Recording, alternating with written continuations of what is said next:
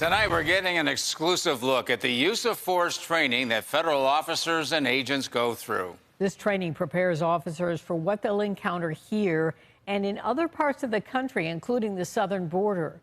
News 4's Jeff Preval has the story.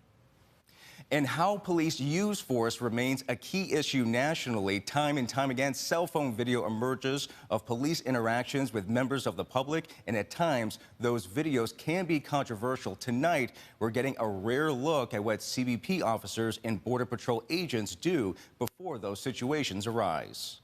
Do me a favor, uncross your arms. Sir, stay where you're at. Do not go back to the car.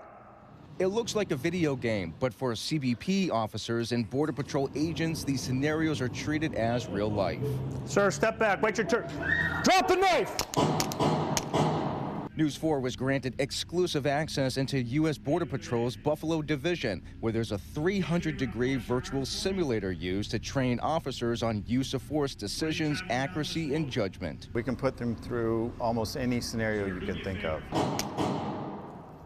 680, I got shots fired. From scenarios that result in lethal force to domestic calls, from putting agents in dangerous situations on a mountain or in a desert, they are forced to react. Gun!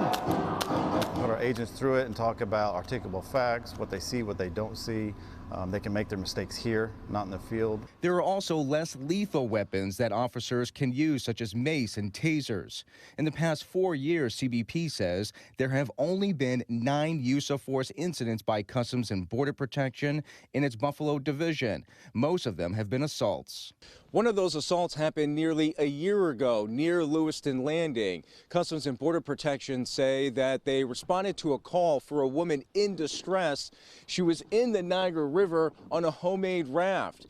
And officers say that they attempted to rescue her, but she pulled out 2 knives and was threatening to officers. They had to use a fishing net to knock the knives out of her hands and rescue her. Still use of force, so it doesn't matter if it's a tool on our belt or a tool we pick up off the ground to use. It's a judgment call. They have that discretion in the field, and he made a good one. Saved her life. We have a silver S10 Blazer headed northbound. CBP officials say actually training officers has been challenging because of COVID and volatility on the southern border with the continuing migrant crisis.